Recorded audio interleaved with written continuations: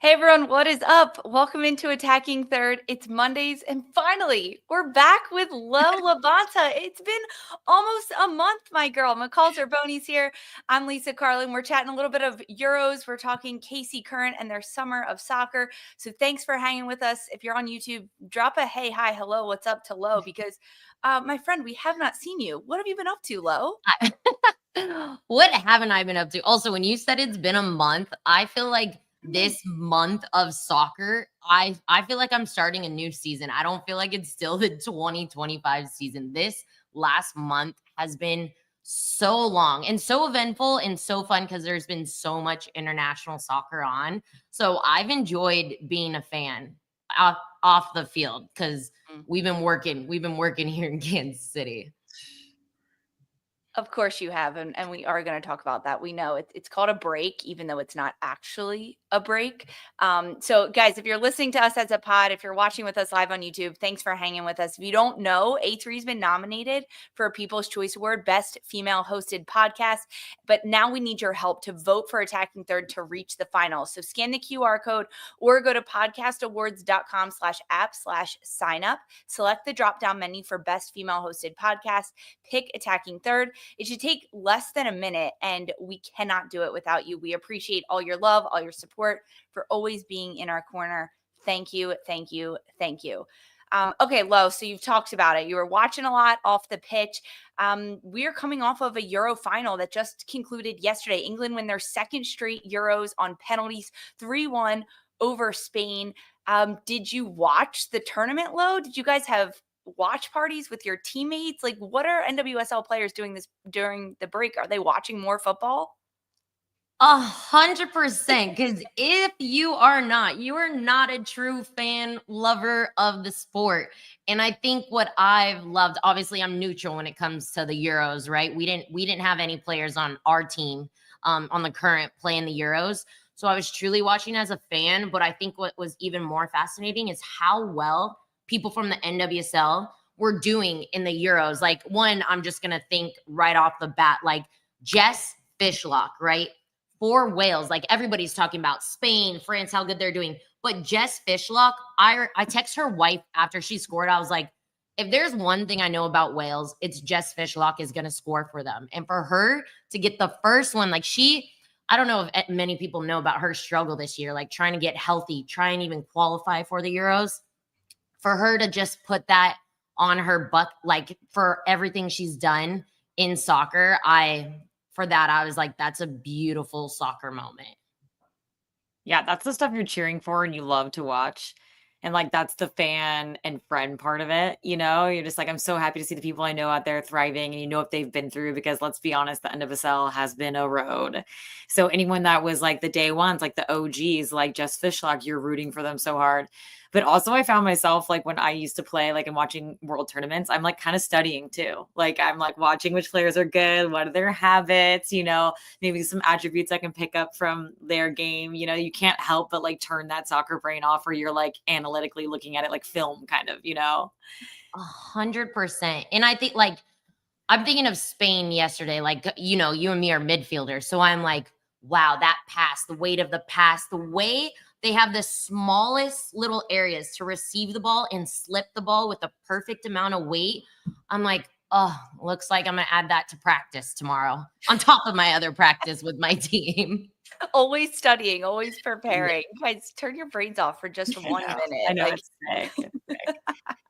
I get it though. These Euros were really fun to watch. I mean, with all the different teams that were in it, we got some new looks. I mean, Wales, you mentioned Lo, Jess scoring the first Welsh goal at a Euros tournament and picking up not only that, but kind of making a splash on the world stage. When you think about this Euro tournament of 2025, Spain and England, the favorites, they made it to the final. I think there's a lot that we could say, yeah, we predicted that, or we could have seen that coming. But Lo, is there anything that surprised you? Anything like you learned a little from this Euros or that stuck out to you?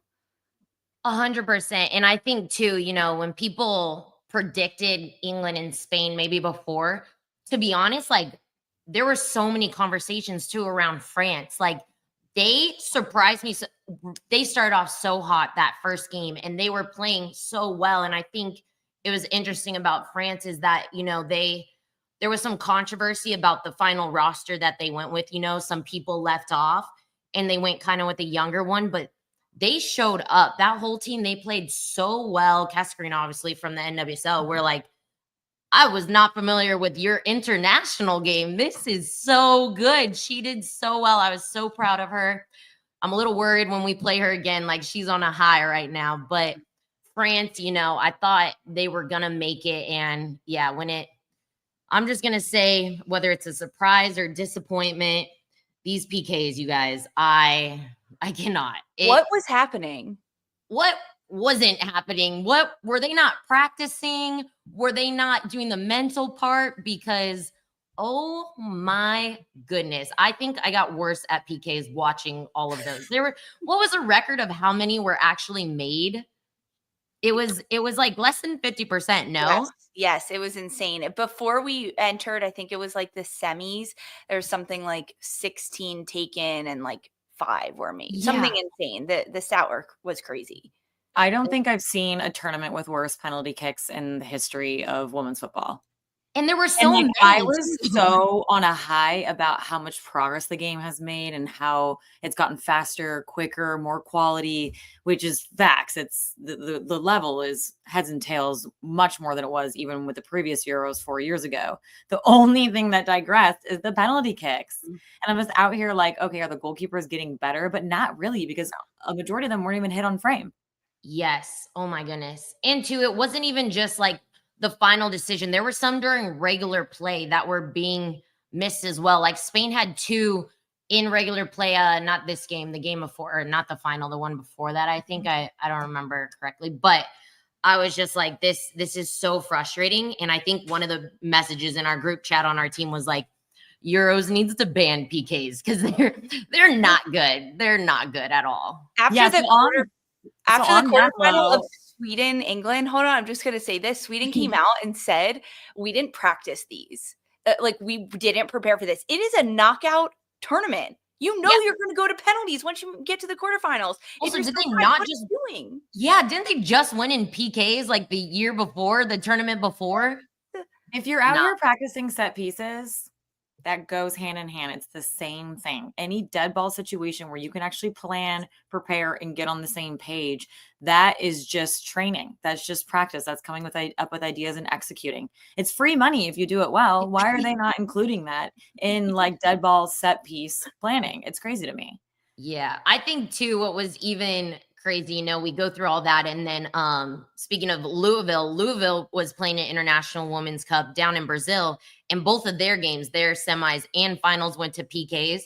And those were they're a little better, but still pretty bad. Like more than 2-3 PKs were missed. You know what the problem is? They all just can't bang them like LaBonta. I appreciate that. I'll take it. But Lo, you have a process when you take a penalty, right? It's the same every single time. Yes. If you are a PK taker, which each team has designated 2 or 3, they should. Again, actually, I'm just speaking for the top teams, but everybody should be doing this because when you, like you said, when you go through set pieces and stuff, there's always like, all right, if there's a PK in the game, this is the first person. If they're not on the field, this is the second. So that person should be practicing at least a PK, like walk through your process, just do it. Cause then when it comes to the game, you're ready for it. And yeah, I didn't think this tournament was going to have such a focus on PKs, but it did. And that was my one disappointment.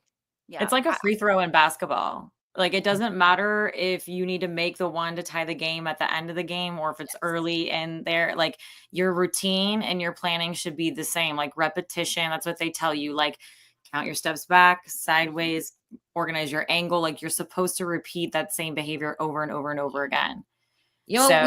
We should bring up this. Okay, speaking on my disappointment, one of my surprises, though, on PKs, Chloe Kelly, with that leap of faith. Did y'all see everybody trending today? Like, I'm just doing this with everything I do today. Like, going to pick up my dog, going to get a glass of water, and they do the little step. That's her thing, and that's what works. It made me think of when it comes to free throw process. Like, some people do like weird throws, weird setups. She does that and it works for her. And that was so surprising. And she, even one that slightly got saved, she was able to follow up. So yeah, she's the PK queen right now, actually. Absolutely, the PK queen. I mean, Chloe Kelly was electric this tournament. Every time she came on the pitch for England, she changed the game and how they played. We've been talking about it on A3 all month, but when you're a player like Chloe Kelly that wins the Euros for your country in 2022 and has an excellent club career and then goes on to not be a starter at the start of this tournament, but be a game changer off the bench, score game-winning goals and game-winning assists in these games. Are you pissed that you're not starting by the end of this tournament or like in some of these games because she's still coming off the bench? I know. I thought of that this last final. We were trying to predict what the lineup was going to be, Lauren James and all that. And I think those kind of come down to it's obviously always a coaching decision, but it's like you knew Lauren was a little bit injured. So you're like, do you risk that in the beginning or do you sub her on later and she gets hurt and then you have to make another sub? That's the only one where I was like, those are behind the door conversations. And I definitely wonder, like, do you prefer to be a super sub though? Do you want to close it out in some of those settings? And if you're a super sub, can you still be up for Ballon d'Or? I don't know. I'm not in these conversations, but I'm just throwing it out and hopefully someone will answer it for me. So there are players that prefer to come off the bench and be super subs and be game changers. Yes, that is, I'm not saying she is, but I know there are people that are like that. And I know some people don't know that they actually are better as super subs than starters. That could be a whole nother thing. I'm not going to call anybody out in the league, but there are people that maybe it hasn't sat with them yet, that's their role, but there are people that are super subs and those people are so deadly. Hopefully they recognize a little bit of themselves in Chloe Kelly and they can just lean into it, because I feel like there's got to be something to be said about sitting on the bench next to your teammates, kind of talking about the game and watching it unfold. There has to be an element of like, oh, okay, like I see how I fit into this role or where different spaces are. Yes. Yeah, absolutely. I think that's like such a powerful role too. Like I think as you get older, like there's, when we were playing in this Teal Rising Cup that we were just playing, sitting on the bench, like you just see things differently. It feels different as well, like on the field. And even when I missed a few games, sitting up in the tactical view. So I think it's a skill. And I think when people embrace it, it is like a superpower. If you can relay that information to other players on the team, if you can go on the field and execute it. Yeah, some players definitely do better with it than others. Some people like that opportunity to watch the game for a little bit, see where the holes are, see where they can go, affect the game when they get in there. Also not having the full responsibility and the pressure of like, oh, I've got to go 90, like this is going to hurt. They're like, oh, I can just do 20 minutes, just give everything I have. At that point, kind of nothing to lose, right? You're either going on there to either hold a game or trying to win a game. And the answer's there for you. Whereas when you start the game, you kind of have to lay your land, impact it, set a tone, recognize which shape they're coming out and where the holes are. And you have to all do that all on the fly, like while you're still playing. Whereas if you're on the sideline, you can kind of watch from a distance and it'd be like, okay, that's what I'm going to do when I get on. So it's different, and some people like it. Some people are like, no, man, I want to start every game. And if you don't start me, I'm pissed. Yeah. Well, hindsight's also always 2020. I'm sure Chloe Kelly at this point today, when she's getting ready for a parade, she just lifted the Euros. She doesn't really care that she came off the bench. She was the hero, and she has been the hero for England in back-to-back Euros now as England. They did it. They did the double and they brought it home. Lo, you gave us a little teaser about Teal Rising Cup. We don't know what that is and what was going on. We're going to take a break and then you're going to tell us all about it. Stick with us. We'll be right back.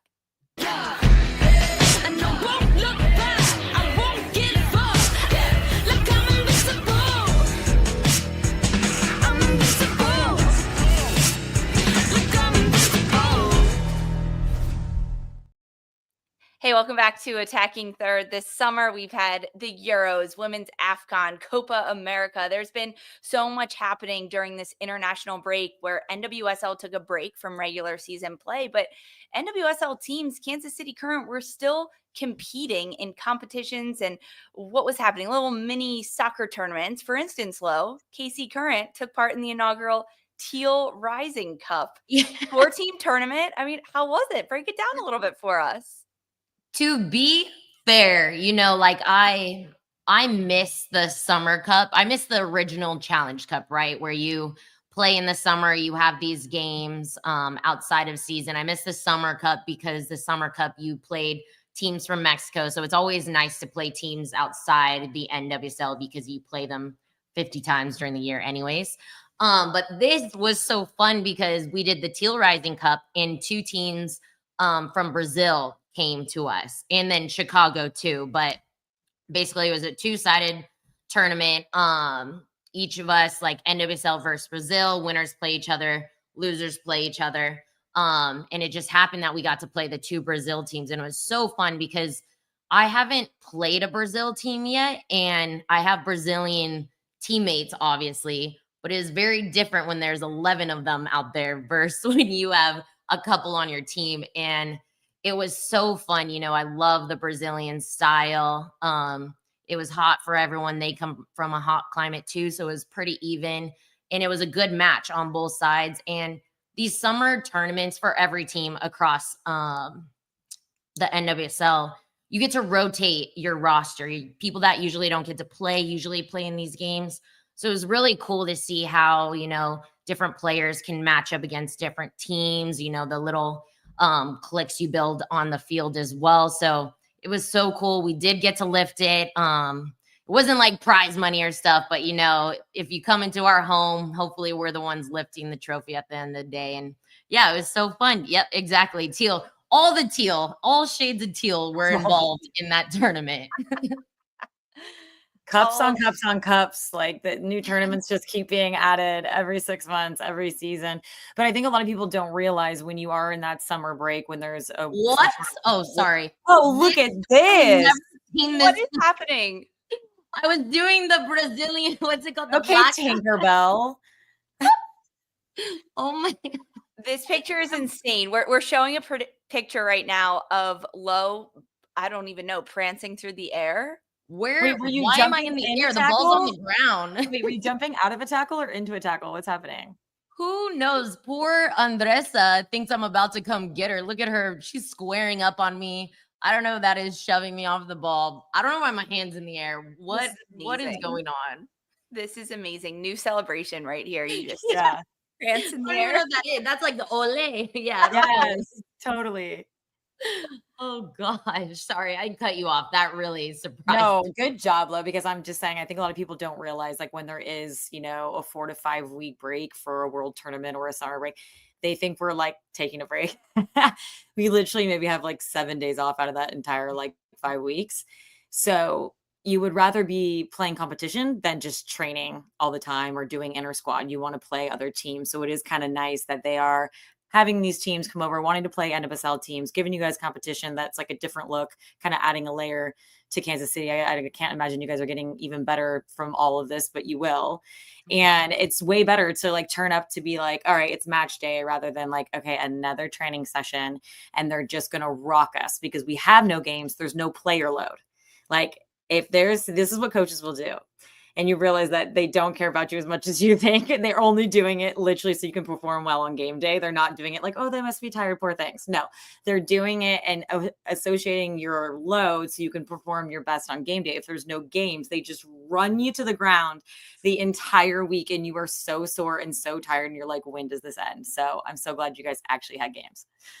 Yes. Thankfully. I know in the beginning, like the first 2 days of the break, we had fitness tests and I was like, surely I'm like sick today or something. Like surely something hurts or I can't be out there. Yeah. And I was like, oh, I have a temperature. It's hot. And they're like, no, it's just 100 degrees out. That's the heat. You're fine. Yeah, that's another thing too. Summer in Kansas City. Yeah. Oh, it's been wild. It's funny though, like on our CBA, you know, I think this all started because like players in Houston were fainting in practice. So North Carolina, yeah.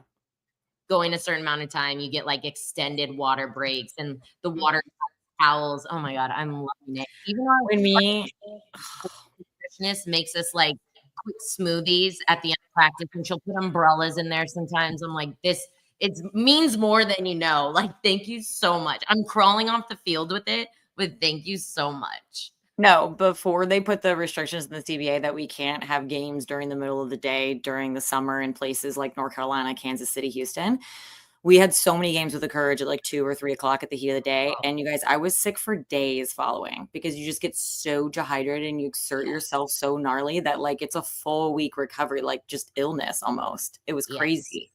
That's exactly how I felt when we would go to train you guys, and then you would like crush us, and then we'd have to travel home. I was like, I'm sick for until the next game. So in this month off, you do still play games and teams, and congrats, Lo, on the inaugural Teal Rising Cup. So you played those games against Corinthians and Palmeiras. You mentioned you don't really get that much time off, but do you get like a little bit of time off? Like, what do the players do during this downtime when you're not traveling or you're not doing things? Like, do you get to take a little bit of a step back at all? Yeah, there was after the tournament, we had a couple days off, and I know like some people flew wherever they could, just like get out real quick, reset. Mind you, again, it was only a couple days, so they were in the air probably more than wherever they were staying. But it is fun. Like for me, this is times too where you don't have, if you get a double day off, it's like, oh, the team can really come together and do something. Our team, we have, I think, like 20 dog. We have so many dogs on this team. Like we need to do an official count, but people keep getting dogs on our team. Like Nichelle Prince just got one. Me, Kayla Sharples, and Katie Scott all got one at the same time. And that was our team already had over, I think, 12. And I'm just talking about the players. I don't even know about staff. But we have so many dogs. So it's like, hey, we'll all go to the park, like get the dogs, do whatever they want. And then some of the boyfriends had like, they're in like a community softball league. So then we will win and like tailgate that. So it's just like our team. It's so fun. We're all about like everybody hanging out together. So those were some of the highlights. And again, remind you, we're in Kansas City. So it's not like Broadway shows going on or anything like that. Like it's community, it's daytime things. And it was a blast. Yeah, it's Lo, you're such a good leader like that. You really always try to get the group together and you understand the importance of culture and the environment. And that's why you guys are so successful, honestly. Yeah. I think so. And I like, people are saying, yeah, good job, Lo, as a leader. But I think like I could say it, but the girls embrace it. And they also like, it's not just me having to do it everywhere. You know, I could be busy and there's other girls on the team reaching out. So I'm so grateful for this group because they really will like just take people under their wings, or if they need support, or if they just want to go on walks anywhere. Like there's a text sent in the group, and I'm so grateful for this group. Yeah. I know. I love it. And I get FOMO when I can't go. I'm not like, ew, why are they doing that? I'm like, I want to go. Like someone said paintball, and that one I was like, ooh, like if I can be a sniper somewhere, like hide up, I would do it. But I'm not on the ground with the troops. No chance. No. Yeah, it hurts when a paintball hits you. It's like a giant. Yeah, I'm like over 30 gets to be higher up. Like the under 30 can be on the ground. We'll be hiding places. Yeah, you teenagers can run around down there and we'll try to hit you. Teenagers. That's the one who first sent the text. And I'm like, I forget, you haven't been through college. Like you go do paintball. Yeah, I love that. Okay, well, also in KC, I've seen across the socials that the Ted Lasso crew has been seen around the city. Season 4 is filming in Kansas City. Have you seen anyone? Have you ran into Jason Sudeikis? Will we be getting a LaBonta cameo in Ted Lasso? Oh my God. I wish I could be like, oh, I can't speak to that. No, I've not been involved at all. I have no insider information. I think too, if you look back through some of the seasons, like he's always worn something KC Current. And I think that's so cool. He obviously represents a lot of Kansas City sports throughout the filming and all that, but like there's always been KC Current stuff. And I think it's so cool. So they're finally here. I know the owners are involved. Like they they had filming somewhere. I think they've done filming in like the main shopping area in our stadium. So they said maybe like a clip of us playing in the stadium will be used. But again, I don't know. I wish I could tell you. I know nothing. Well, we're start a petition. Get LaBonta in Ted He's- Lasso. How cool he's- would that be? I mean, I know that's me and Danny, like, come on, same vibes for sure. yes, Yeah, absolutely. wait, let me tell a quick little story about Ted Lasso and my husband. And well, not with my husband, but when Ted Lasso first came out, there's two guys on Ted Lasso. It's the one, Roy Kent, right, who's like the older guy who just like messes everybody up. And then there's the Latino who's just like, football is life. Like, he's so happy. Well, I showed my husband an episode, and then this guy at Sporting came to him and was like, hey, you remind me of the guy like in Ted Lasso. He was like, oh, the Latino. And he was like, no, Roy Kent. And Roger's like, the one who's always in pain and gets like hurt. And I'm like, yeah, bro, that's you. That one's you. I'm like, just the different, who he thought he was versus like what everybody else sees him as is so funny to me. I had to share that. He's outside now, so he can't hear that. But I think that is so funny. Maybe he'll get a cameo. I don't know. Oh, that's awesome. I love that story. Yeah, it's always like what you think you are and then like what other people think you are. And you're like, oh, wait, that's not me. I can't do that. Oh, that's hilarious. Well, we're starting the petition. Maybe we'll get you in there, and one day you can tell us, oh, I can't speak on that. And we'll see what you can do. Second half of NWSL season is coming up. We're cheering for you, friend. We can't wait for it. You guys ready? You ready to rock it?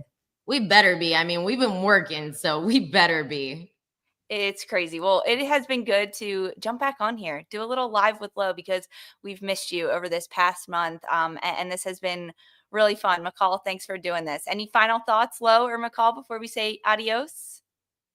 We have NWSL back, baby. Good luck, Lo. Yes, thank you. I know I'm so happy to see you guys, but that also means I need to run more now. If I'm seeing you guys, that means games are coming and it's time for me to work. Well, no, more games. Hopefully less fitness tests, right? Yeah, This hopefully. is what we You hope never for the know. players. Never know with this crew. Never know. This is what we hope for the players and for you. Lo, good luck. Thanks for hanging with us, guys. Attacking Third will be back tomorrow, 11 a.m. Eastern Time, live on YouTube. Of course, listen anywhere as a pod. Don't forget to vote for us in the Podcast Awards, Best Female Hosted Podcast. And we'll see you tomorrow for NWSL, because we're getting set for match day 14. Wow, that is crazy to think about. Thanks for hanging with us, everyone. For Lo, McCall, and Mark, I'm Lisa. This was Attacking Third.